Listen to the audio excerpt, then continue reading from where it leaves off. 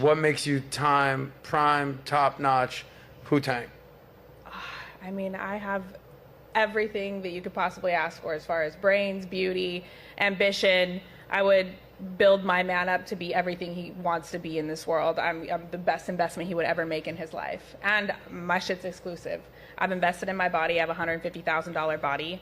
No one barely touches me. Yes, you can see me on Instagram because I'm paid to do that, but nobody touches me unless a man, yes, does take care of me. I like bosses. I like millionaires. I like someone who's going to mentor me, teach me, and invest in me and get me to my highest level as well. And just to be clear, what?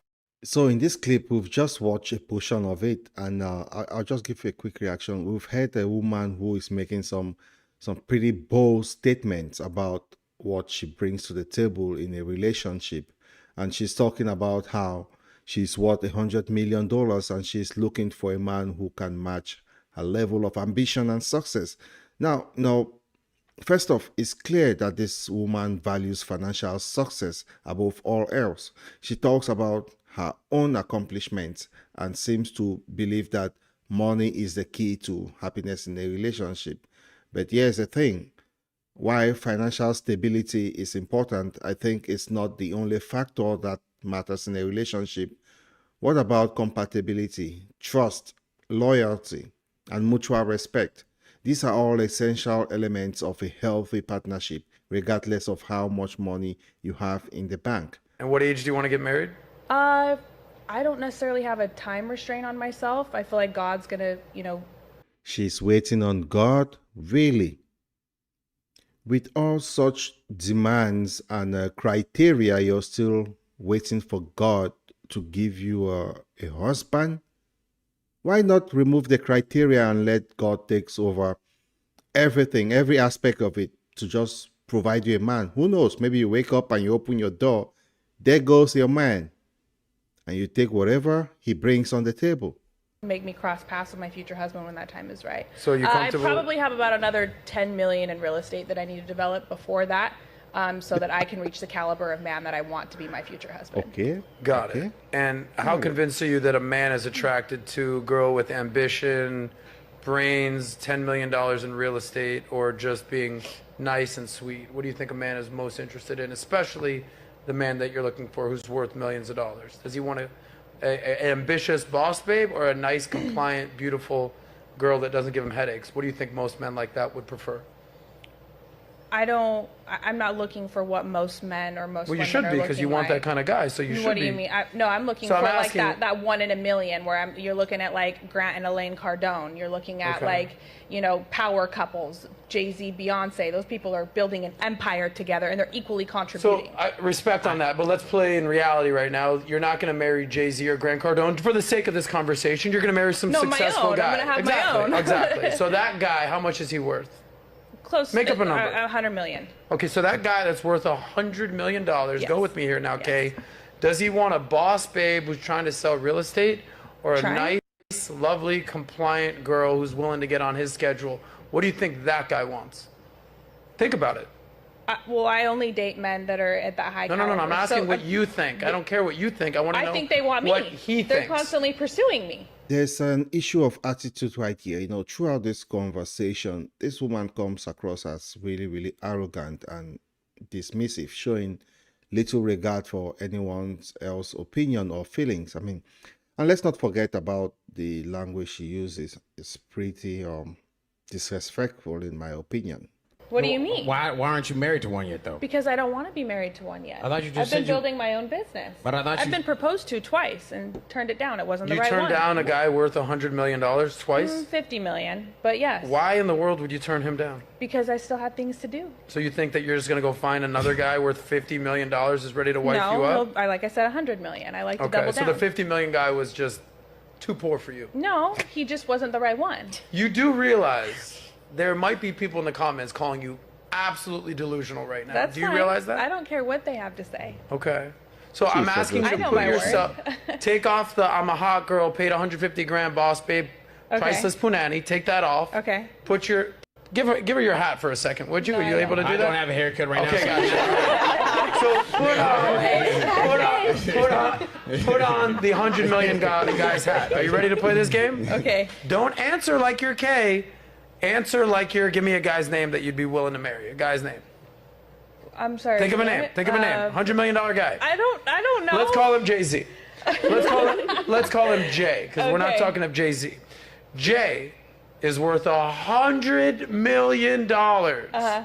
Okay, do you think about it, he cares how much money you make? No. You don't. Okay, let's stop there. Do you think he cares about your attitude? To an extent, yeah. To an extent. Yeah. He cares a lot about you. Cares a lot about your attitude. But I have a great attitude. Now, you okay. Not at all. You're not worth $100 million, so your opinion doesn't matter. Okay, so listen, man, you just said you So turned only down a person that's worth $50 million. $100 million opinion matters? As far as me like being in an intimate relationship, Okay. yeah. Let's put the hat back on, Okay. Jay.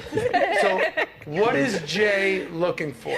Again, remove yourself and your real estate ambitions from the If equation. that Jay- What is Jay looking for? If this particular Jay wants a simple Sarah, there's no Sarahs here, right? Yeah, Sarah. that's her right there. I'm sorry, Sarah. I You love just you. pissed off the wrong girl.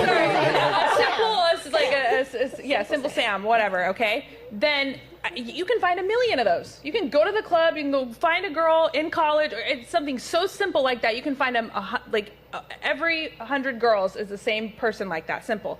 I'm one in a million as well. And $100 million man usually likes the extraordinary. I'm attracting the Can extraordinary. I ask you something? Go ahead, McQueen. What do you think that a man in general, like you said, $100 million is a guy that is worth talking McQueen, I don't even know why you're talking to her right now, bro. You're not even. I mean, now let's just talk about her expectation, right? She seems to believe that she's entitled to a certain type of partner, someone who can match her level of success and also ambition. But here's a reality check. Finding a compatible partner isn't about finding someone who just likes you. It's about finding someone who complements you and also shares your values and goals. She doesn't definitely get that. McQueen, you know what? Get the fuck out of here, bro. Get the fuck out of here. But listen, so what is it? What do you think that a man, you know what I'm saying, it's worth $100 million? Because clearly that's the only man that's worthy of talking.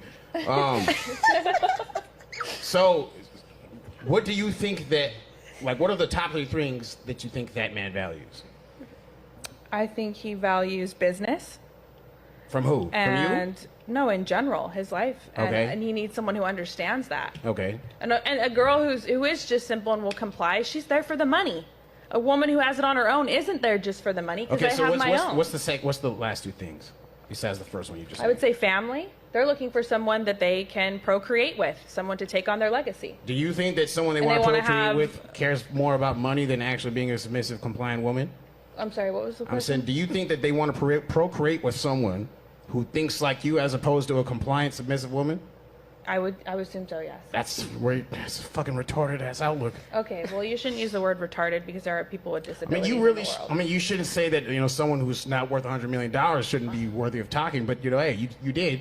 So it is what it is, But hey, like I said, you have your opinions, and, I'm just putting this out there that it's like, that's not what men value. They don't want like a aggressive, dominant woman that cares more about money and real estate and millions of dollars as opposed to being a respectful, loyal, compliant woman. They just don't.